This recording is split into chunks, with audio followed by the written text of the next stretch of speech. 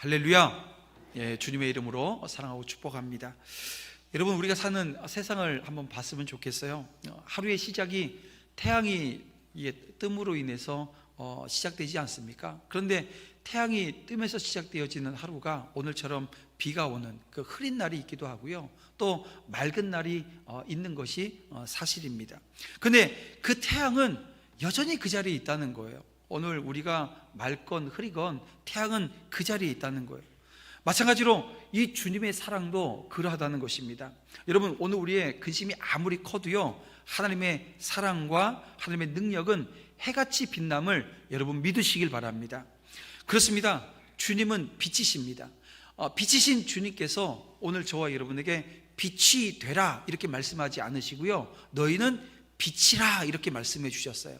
그러니까 오늘 우리가 빛인 거예요. 오늘 이 시간 옆에 있는 분들과 함께 잠시 인사 나눌 때 당신은 빛입니다, 우리 인사하면서 말씀 앞으로 나아가겠습니다. 옆에 있는 분들과 인사합니다. 당신은 빛입니다. 예.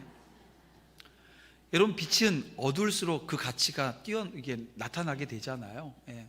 저도 이제 지난주에 저희 집에 이제 막 등들이 막 이제 나가기 시작하는 거예요. 그래서 등을 사갖고 와서 직접 다 이제 가는데요, 갈아놨더니 야, 이게 이렇게 어두운 데서 살았구나. 예.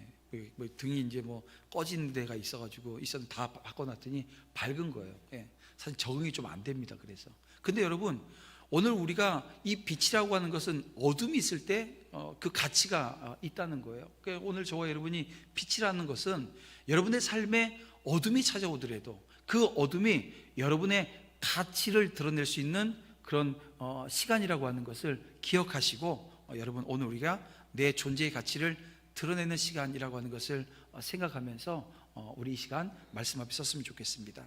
자, 오늘은 믿음의 길 반전과 승리로 세 번째 시간입니다. 흔들리지 않는 신실함으로 라고 하는 제목으로 이 시간 함께 말씀 나누고자 합니다. 여러분, 요한계시록은 요한이 이 반모섬에서 예수 그리스도께서 주신 계시와 환상을 기록한 책입니다. 여러분, 이것은 예수 그리스도에 관한 계시로 반드시 이루어질 것을 기록한 것입니다. 그러니까 여러분, 이 요한계시록에 있는 말씀들은요, 반드시 이루어질 것을 여러분 믿으시길 바랍니다. 그러니까 하나도 그냥 허투루 우리가 읽거나 받으면 안 되는 거예요. 반드시 이루어질 내용들을 기록하고 있다는 거예요. 요한계시록은 이 구약의 이 다니엘서처럼 여러분 신약의 묵시 문학이라고 불려집니다. 그런데 여러분, 대부분의 이 묵시 글을 보게 되어지면 비관적이에요. 그런데 이 요한계시록이 묵시 문학, 묵시의 글이기는 하지만 여러분, 이 요한계시록은요 현실적이고요, 또 이 요한계시록은 낙관적입니다. 사탄의 세력이 아무리 강하다 할지라도 이 세상은 하나님이 다스리는 이 다스림 아래에 있다는 거예요. 좀 전에도 말씀드렸지만 해 아래에 있는 것처럼 우리 하나님이 비추는 그 빛 아래 존재한다는 거예요. 그래서 끝까지 믿음을 지킨 사람, 끝까지 믿음을 지킨 교회는 궁극적으로 승리할 것을 이 요한계시록은 강조하고 있습니다. 그래서 예수 그리스도 십자가 은혜로 말미암아 구원의 반열에 선 오늘 우리에게 제가 계속 말씀드리지만 닉네임 하나 붙여주셨어요. 하나님이. 어떤 닉네임이에요? 이긴 자라고 하는 닉네임입니다. 그러니까 우리는 승리하게 되어진다는 거예요. 승리할 수밖에 없다는 거예요. 그리고 요한은 이 책이 아시아에 있는 7교회에 보내는 편지라고 1장 4절에서 밝히고 있는데요, 여러분, 이것은 그 7교회, 환난과 핍박 가운데 있었던 교회들입니다. 근데 이 성도들의 삶의 자리, 이 교회 가운데 개입하신다는 거예요. 그래서 일하시는 하나님을 바라보고 끝까지 믿음으로 이 세상의 악과 맞서 싸워야 할 것을 권면하는 내용이 바로 요한계시록의 내용입니다. 그리고 7교회, 여러분 아시는 대로 에베소, 서머나, 버가모, 두아디라, 사대, 그리고 빌라델피아, 라오디게아 교회로 이렇게 7교회가 되어 있습니다. 그 중에 뭐 다른 교회하고는 달리 두 교회만 하나님의 칭찬만 있는 교회가 있었어요. 서머나 교회와 빌라델피아 교회입니다. 저는 오늘 여러분들과 7교회 중에 이 빌라델피아 교회, 이 한 교회를 우리가 함께 읽으면서 다시 한번 주님이 어떤 은혜의 말씀을 우리에게 주시는지 조명해 보고자 합니다. 여러분, 이 빌라델피아 교회는 지리적으로 좀 좋지 않은 지역이 있었습니다. 왜냐하면 끊임없이 지진이 일어나는 곳이에요. 여러분, 지진이 일어난다라고 하는 것을 보게 되어지면 항상 위험에 노출되어져 있는 거예요. 영적으로도 수많은 헬라 신전들이 있었고요, 또 이곳에서는 이교 행사들이 빈번하게 이루어지고 있었던 지역이기도 했습니다. 그러니까요, 땅으로 보면 척박한 거예요. 또 영적으로 보게 되어지면 아주 위험한 그런 위치에 있었어요. 하지만 이 빌라델피아 교회는 하나님을 향한 신실한, 신실함으로 흔들리지 않는 교회였고요, 그래서 하나님께 칭찬을 받았다라고 하는 것입니다. 여러분, 이 하나님의 칭찬이라고 하는 것이 이 지금 환난 가운데 있고, 이 척박한 가운데 있고, 이 고난 가운데 있는 이 교회, 그리고 이 성도들에게 얼마나 큰 위로가 되어졌겠습니까? 그런데 여러분, 우리 주님은 2000년 전이나 오늘이나 동일하게 이 빌라델피아 교회와 같은 그 교회를 기뻐하신다는 거예요. 또 그런 교회를 찾으십니다. 그러기에 우리는 인내하며 승리하는 교회, 흔들리지 않는 신실함으로 서는 저와 여러분이 되어야 될 줄 믿습니다. 그렇다면 여러분, 오늘 우리가 어떻게 이 신앙적인 위기와 이 환난을 견뎌낼 수 있을까요? 제가 이제 견뎌낸다라고 하는 표현을 썼는데요, 여러분, 우리 신앙이라고 하는 게 그렇습니다. 견디는 거예요. 뭔가 막 큰일이 막 앞에 벌어지고 막 기적이 일어나고 그럴 것 같은데, 사실은요, 그런 시간보다 묵묵히 오늘 우리가 견디는 자리에 서야 될 때가 많습니다. 이게 저희 목회도 견디는 게 사실 목회인 거예요. 왜냐하면 주님이 그렇게 말씀하고 계시니까요. 근데 아니야, 이 목회는 견디는 게 아니야, 신앙생활은 견디는 게 아니야, 이게 다 교만하게 되어지면 견디는 자리에 있지 않으려고, 그러니까 뭐냐면요, 자기가 뭔가를 하려고 하는 자리에 선다는 거예요. 그래서 견딜 수 있는 비결이 성경에 나옵니다. 몇 가지 있는데요, 그 중에 한 가지가 뭐냐면 주님의 말씀을 지킬 때 오늘 우리가 온전히 견딜 수 있다는 거예요. 여러분, 하나님의 말씀은 위기에 처해 있는 인생에게 위로가 되어져요. 또 소망을 제공합니다. 그래서 용기와 담대함을 줍니다. 그래서 우리가 성경에 보게 되어지면 수많은 그 위대한 인물로 기록되어져 있는 많은 사람들에게, 이 신앙의 선배들에게 하나님이 찾아오셔서 뭘 하세요? 용기를 주세요. 담대함을 주세요. 아브라함이 믿음이 없을 때 약속의 말씀이 임했음에도 불구하고 이게 믿음이 없으니까 어떻게 돼요? 막 갈팡질팡하는 거예요. 그럴 때마다 하나님께서 나타나셔서 말씀을 주세요. 그리고 이 주님의 말씀이 오늘 우리의 삶에 온전히 지켜지게 되어지면 견디는 거예요. 여러분, 자신의 독생자 이삭을 데리고 모리아산으로 가는 아브라함을 보십시오. 그 아브라함이 가는 그 길에 어떤 모습이 여러분 보이세요? 견디고 있는 거예요. 하나님이 어떻게 하실지를 바라보면서 견디는 거예요. 여러분, 신앙의 자리는 그런 겁니다. 주님의 말씀을 지키는 것, 순종하는 것, 여러분, 그곳에서부터 여러분 견디는 것이 시작되어지는 거예요. 또 하나, 주의 이름을 배반하지 않고 순결한 양심을 지킬 때 견디는 게 가능해진다는 겁니다. 여러분, 진실로 하나님은 당신에 대한 사랑을 변치 않는 자들의 이름을 기억하십니다. 어떠한 위기 속에서도 당신만을 위해서 살고자 하는 그 사람의 이름을 여러분 기억해 주신다는 거예요. 오늘 이 시간 예배하는 저와 여러분 모두의 이름이 우리 주님께 기억되어지기를 주님의 이름으로 축원함을 드립니다. 여러분, 성도들의 빛나는 그 정신을 잊지 않으시길 바랍니다. 이것이 바로 빌라델피아 교회가 가지고 있었던, 주님으로부터 받은 가장 큰 축복 중에 하나였던 것도 우리가 다시 한번 마음에 새겨야 됩니다. 마지막으로요, 끝까지 인내하는 거예요. 이게 견딘다는 게요, 인내하는 것 아닙니까?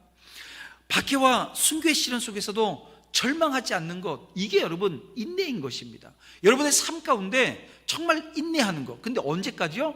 끝까지 인내하는 것. 나 여기까지밖에 못하겠어, 이건 인내한 게 아니에요. 예, 이 버튼 하나 딱 마련해 놓고요, 눌러.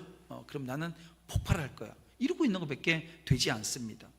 인내란 마침내 이루어질 궁극적인 구원과 영광을 소망하면서 견뎌내는 것, 이게 여러분 인내인 것입니다. 그래서 오늘 저와 여러분이 정말 끝까지 인내함으로 환난과 위기 가운데, 여러분 우리의 삶에 어떤 일이 발생할지 모르잖아요. 근데 어떤 상황이 오더라도 여러분 견뎌낼 수 있는 믿음의 자리에 함께 서시기를 주님의 이름으로 축원함을 드립니다.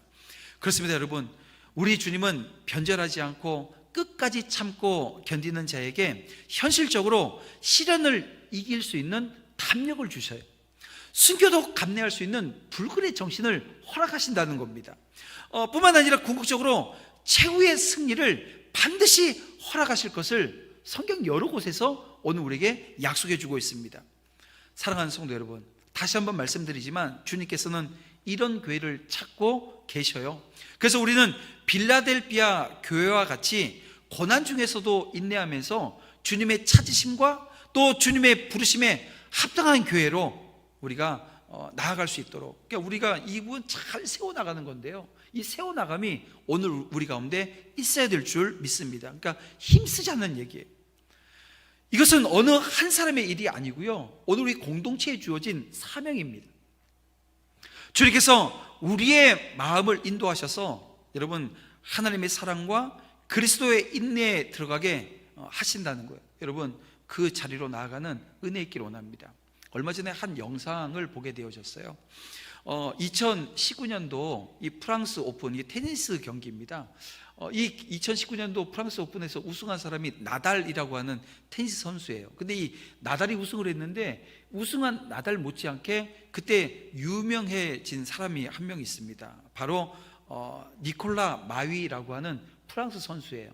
이 복식으로는 뭐 세계 1등도 하고 막 했는데요, 단식으로는 이게 첫 경기, 두 번째 경기면 다 떨어져요. 3차전을 통과하지 못하는 거예요. 근데 그때 이제 나이가 37살이었는데요 이번에 좀 어떻게 한번 해보겠다고 했는데 또 3차전 16강이죠 16강 진출이 좌절돼요. 32강에서 떨어져 버렸습니다. 그래서 경기에 졌거든요. 져가지고선 자기 의자에 이제 끝나고서 의자에 앉아서 막 울상이 되어져 있는 거예요. 막 낙심한 거죠. 그런데 조그마한 아이가 하나가 막 뛰어가요. 이 선수한테 뛰어가더니 가서 푹 안아주는 거예요. 나중에 봤더니 이 마위의 7살 된 아들이었습니다. 그러니까 아들이, 아빠가 이 좌절하고 실망해서 앉아 있는데요, 막 눈물이 글썽글썽해 있는 그 아버지한테 달려가서 아버지를 안아서 토닥여 주는 거예요. 그랬더니 이 선수가 그 자리에서 일어납니다. 그러니까 막 거기 이제 그 경기를 보고 있었던 사람들부터 해서 막 박수를 막 보내는 거죠. 격려의 박수입니다. 근데 그 광경을 보면서 우는 사람들도 있고요. 근데 그 화면이 그 아들과 그 아버지 이 마위에게서 이 아르헨티나 선수였거든요. 아르헨티나 선수에게로 화면이 가는데요, 승리해서 이겼는데 막 눈물을 흘리기 직전인 거예요. 이 감동이, 자기가 이겨서 좌절하고 있는 사람을 아들이 가서 막 위로해 주거든요. 여러분 오늘 우리가 살고 있는 이 시대가 그런 것 같아요. 이 위로가 필요한 시대입니다. 그러니까 위로가 필요한데 어디서 위로 받아야 될까요? 어떤 위로가 우리에게 필요할까요? 이게 누군가에게 위로를 받아야 되는데 이 위로가 잘 안 되니까 스스로 위로받을 수 있는 자리, 힐링할 수 있는 자리를 찾아가는 경우들도 있어요. 우리 지난주 우리 장로, 우리 당회형 부부 수련회를 했는데 마지막 날 좀 지친 마음들 또 피로 좀 풀기 위해서 이게 좀 힐링하자는 거죠. 그래서 편백나무 숲이 있는 그곳을 갔습니다. 가서 이제 갔더니 맨발 벗고 산을 이제 쫙 걸어요. 네, 거기에 이제 편백나무 톱밥을 쫙 깔아놔 가지고요. 아이 괜찮더라고요. 근데 들어가기 전에 이제 이걸 어떻게 이곳에서 힐링해야 되는지 영상을 하나 보여줘요. 근데 그 영상을 안 봤으면 참 좋았겠다 싶은 마음이 들었습니다. 왜냐하면 그걸 보고 여기 가면 이렇게 힐링이 되어지고 막 얘기하는데, 처음에 갔는데 여기서 뭐가 힐링이 될까? 완전 모기가요 그 안에. 네. 모기가 얼마나 많은지 가서 모기 잡다가 나왔거든요. 두 번째 또 힐링하는데 갔더니 여기는 또 곰팡이가 쓸었어요 막. 그래서 아니 저걸 좀 이게 조금만 신경 쓰지. 그래서 이것도 직업병이구나 막 지적하고, 우리 이제 앉아서 장로님들끼리 야 이거는 이렇게 정장로님을 두고 올까? 거기다 좀 다 정리 좀 시켜놓고 올까? 막 이런 얘기까지 하면서 쭉 돌았습니다. 근데 하여간 좋더라고요. 발의 피로가 풀리고, 발의 피로가 확실히 풀리더라고요. 그리고 좀 릴렉스해지는 느낌이 들기는 했어요. 근데 마지막에 이제 맨발로 쫙 다녔으니까 발을 씻어야 되잖아요. 그래서 족욕을 한다고 따뜻한 물을 받아가지고 이렇게 하는데, 제가 이제 뭐 다른 데서 족욕해봤는데요, 여기는 좀 하여간 뭐 우리가 알아서 다 해야 돼요. 그리고 이제 와서 그 편백나무 향 두 방울 똑똑 떨어주는 게 다인데, 이 여사장님이 그곳에 있으면서 스스로는 힐링이 안 돼요. 그 부분은 우리는 막 힐링되고 있는데 그분은 막 예민해져 있는 거예요. 그래가지고선 우리 그 발 씻는데 물을 뭐 너무 많이 담았거나 아니면 뭐 하면은 다시 또 물 다시 받으세요 하고 똑똑 힐링하는 곳이니까 두 방울 주면 되는데 안 돼요. 물 조금 받으라고 제가 얘기했어요, 안 했어요? 그리고 이제 발 다 씻고 나서 정장로님이 물 버려버리고 수돗물 틀어갖고 발 씻었더니 와가지고 그걸 왜 발 씻어내냐고, 그 향을 갖고 가야 되는데 막 훈계도 하시더라고요. 그래서 제가 그래서 아니 힐링을 다 했는데 몸은 좀 피곤해 풀어졌는데요, 나오면서 또 제가 편백나무 열매가 있길래 열매를 하나 딱 땄는데 뒤에서 따지 말라고 했어요, 안 했어요? 또 마지막에 뒤통수에다가 욕을 잔뜩 먹고 나왔어요 제가. 그러면서 드는 생각이 뭐냐면, 야 아무리 그 힐링할 수 있는 그 위로받을 수 있는 장소를 마련해 놓고 있어도 아니 저 주인은 힐링이 하나도 안 되는데 이것이 무슨 의미가 있겠나, 이런 생각이 드는 거예요. 그래서 우리가 어느 곳에 있느냐 보다 중요한 게 분명히 있지 않겠나, 이런 생각이 들더라고요. 아무리 좋은 곳에 있어도 여러분 그곳이 좋은 것인지 잊어요. 망각해 버려요. 우리가 향도요, 그래서 제가 그런 거예요. 편백나무 향이 있는 곳에 살면 편백나무 향이 안 나잖아요. 우리 옛날에 화장실 써봐서 알잖아요. 옛날 화장실. 집안에 있는 화장실 말고요. 저기 있는 거기 보면 냄새 안 납니다. 거기 안에 들어가 있으면. 왜 처음에 좀 나도 안 나잖아요. 제가 그래서 이게 장소의 문제가 아니구나. 이 힐링은 오늘 우리가 정말 위로받는 그 모든 것들은 장소의 문제가 아니구나라고 하는 이 생각을 하게 되어집니다. 마찬가지예요. 여러분 신앙생활도 마찬가지라는 얘기예요. 여러분 세상에서 패배한 것처럼 보여요. 하지만 믿음을 지킨 사람에게는 그 어떤 위로보다도 큰 하나님의 칭찬이 있어요. 위로가 있어요. 여러분 이 빌라델비아 교회가 가지고 있는 이 외부적인 환경 놓고 보게 되어지면 이게 여러분 이게 위로해도 감히 누가 나를 위로할 수 있어, 이렇게 이게 좀 곤두서야 되는데요, 이 위로는 그들에게 진짜 위로가 되었어요. 왜냐하면 주님이 주시는 위로예요. 그런데 여러분 보세요. 바울이 하나님의 나라에 대한 얘기를 합니다. 먹고 마시는 문제 가지고 설왕설래하고 있는 그 고린도 그 성도들을 향해서 이런 얘기를 하잖아요. 하나님의 나라는, 로마서에서 이런 얘기를 합니다. 하나님의 나라는 의와 평강과 희락이래요. 근데 우리가 예수 믿으면 예수님의 의가 우리에게 덧입혀집니다. 그래서 하나님이 주시는 말씀을 깨달아 알게 되어져요.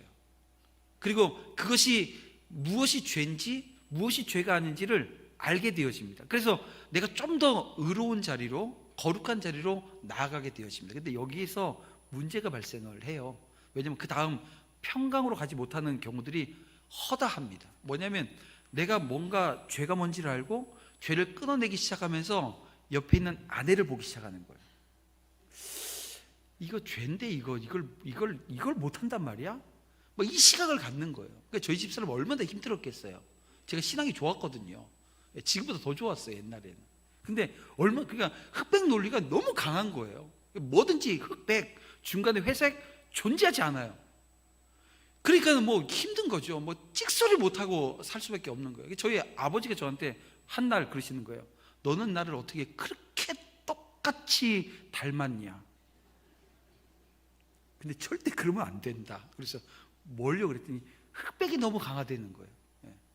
그렇게 낳아 놓으시고, 그렇게 길러 놓으시고, 그렇게 가르쳐 놓으시고, 이제는 안 된다 얘기하시니 의미를 몰랐어요.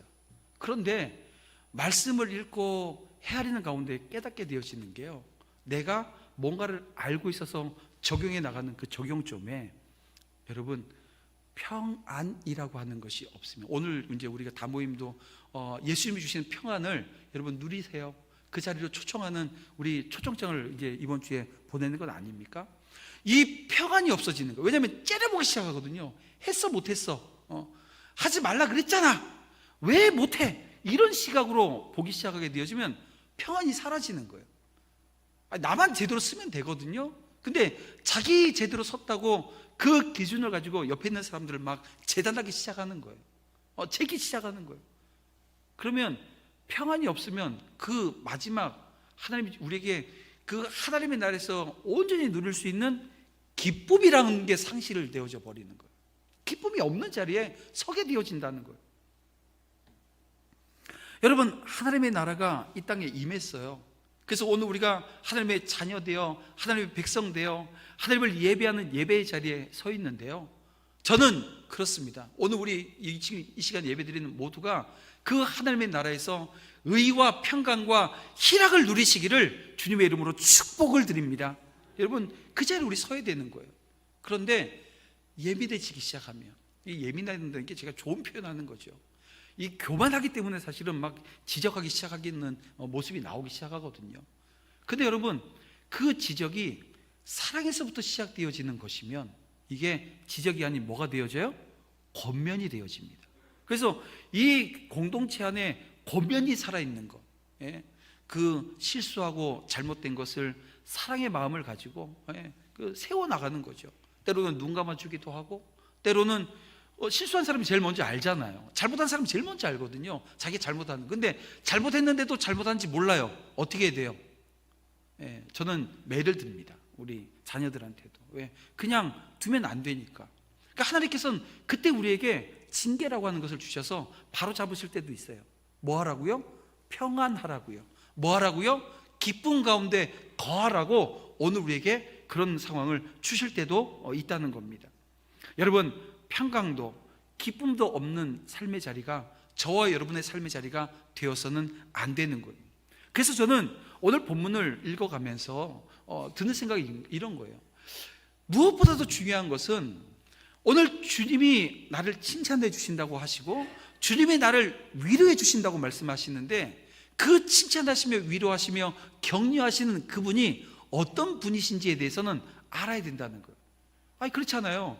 누가 나한테 와서 위로를 해요. 근데 그 위로하는 사람이 위로할 만해야 위로가 되는 거 아니에요. 아까 제가 말씀드렸던 마윈이라고 하는 이 테니스 선수가 그냥 누가 와서 그 등 뜯어주게 준다고 위로가 되겠어요? 근데 아들이니까 가능했던 거예요. 아들이니까, 사랑하는 아들이니까 가능했던 거예요. 오늘 주님이 어떤 분이신지를 우리가 말씀을 통해서 봤으면 좋겠어요. 7절 말씀 보겠습니다. 7절을 보면 우리 다 함께 읽어볼까요? 빌라델비아 교회 사자에게 편지하라. 거룩하고 진실하사 다윗의 열쇠를 가지신 이 곧 열면 닫을 사람이 없고 닫으면 열 사람이 없는 그가 이르시되 라고 말씀합니다. 여기에 보면 예수님이 어떤 분인지에 대해서 네 가지를 말씀합니다. 그 첫 번째가 거룩하시다는 거예요.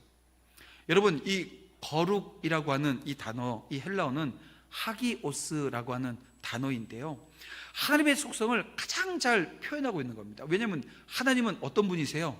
하기오스, 거룩하신 분이십니다. 근데 오늘 예수님을 향해서 뭐라고요? 거룩하시다 말씀하고 있는 거예요. 다시 말하면 예수님이 하나님과 동등한 분, 삼일체 하나님 되심에 대한 증거를 지금 오늘 우리에게 말씀해 주고 있는 겁니다. 또 그런가 하면 거룩하시면서 또 진실하신 분이라고 말씀하고 계시잖아요. 여기서 진실하다라고 하는 이 말은 거짓되다라고 하는 말의 반대가 아닙니다. 여기서 이 진실되다라고 하는 이 말씀은요, 완전하다라고 하는 뜻을 가지고 있어요. 진실되다, 완전하다라고 하는 것입니다. 다시 말하면 완전하신 주님이 여러분 교회와 함께 하신다라고 하는 이 확신이 우리 가운데 있어야 된다는 거예요.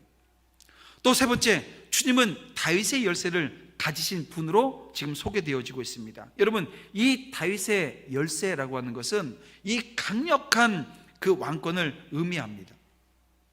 이사야의 말씀이 기억나는데요, 이사야 22장 22절 말씀을 보게 되어지면 이렇게 기록하고 있습니다. 내가 또 다윗의 집의 열쇠를 그의 어깨에 두리니 그가 열면 닫을 자가 없겠고 닫으면 열 자가 없으리라. 여러분, 하나님은 엘리야김에게 유다를 맡아 통치하도록 다윗의 집의 열쇠를 주셨습니다. 마찬가지로 예수 그리스도께서 이 다윗의 열쇠를 가지셨다라고 하는 것은 그분이 가지고 있는 이 신적인 권세를 이야기하고 있는 거예요. 다시 말하면 하나님 나라를 통치하시는 것입니다. 여러분, 하나님의 나라, 그 하나님의 나라에는 제가 좀 전에 말씀드렸듯이 의가 있어요. 그 의가 누구의 의예요? 예수 그리스도의 의입니다. 어떻게 우리에게 덧입혀졌어요? 십자가에서 예수님이 죽으심으로, 피 흘리심으로, 그 보혈의 능력으로 오늘 우리에게 주어진 은혜고 축복인 것입니다. 그래서 그 다윗의 열쇠를 우리 예수님께서 가지셨다라고 하는 것은 하나님 나라를 통치하시는 분이 예수 그리스도시다라고 하는 말씀이 되어지는 것이고요. 여기서 더 나아가서 주님이 열면 닫을 사람이 없어요. 주님이 닫으면 열 사람도 없어요. 여러분, 이것이 무엇을 열고 무엇을 닫는지에 대한 오늘 본문에 아무런 말씀이 없습니다. 그래서 오늘 본문만 딱 읽게 되어지면 뭘 열고 뭘 닫으시겠다, 우리는 알지 못해요. 그런데요, 계시록의 말씀을 끝까지 읽고 또 읽게 되어지면 한 가지 사실을 발견케 되어집니다. 그것은 바로 예루살렘, 새 예루살렘 성전 입성을 이야기하는 이 요한계시록의 후반부의 내용을 보게 되어지면 천국의 이 절대 권세가 바로 예수 그리스도께 있다라고 하는 것을 지금 강조하고 있는 거예요. 천국의 절대 권세, 바로 이 예수님께 있다, 이렇게 강조하는 것입니다. 여러분, 이런 예수님께서 이 빌라델피아 교회를 칭찬하시는 거예요. 끝까지 믿음을 지키면 세상의 악과 맞서 싸우면 하나님께서 생명의 면류관 주시겠다 말씀하고 계시는 거예요. 여러분, 그러니까 이 말씀이 얼마나 큰 위로가 되겠습니까? 하나님은 살아계셔서 지금도 저와 여러분에게 말씀해 주고 계십니다. 때로는 따뜻한 위로의 말씀으로 상한 심령을 어루만져 회복시켜 주기도 하시고요, 때로는 엄중한 경고의 말씀을 우리에게 주세요. 그래서 세상으로 향하는 오늘 우리의 발걸음을 어떻게 해요? 돌이키게끔 하신다는 거예요. 뭘 했어요? 책망하셔서 돌이키게 하신다는 거예요. 그래서 여러분, 설교 말씀을 듣거나 여러분들이 하나님의 말씀을 읽고 묵상할 때 여러분, 사람의 말이나 여러분 인간적인 일반적인 글로 절대 읽어서는 안 되는 겁니다. 어떤 매개체를 통해 하나님의 말씀을 듣더라도 언제나 내게 주시는 하나님의 음성으로 들을 수 있어야 합니다.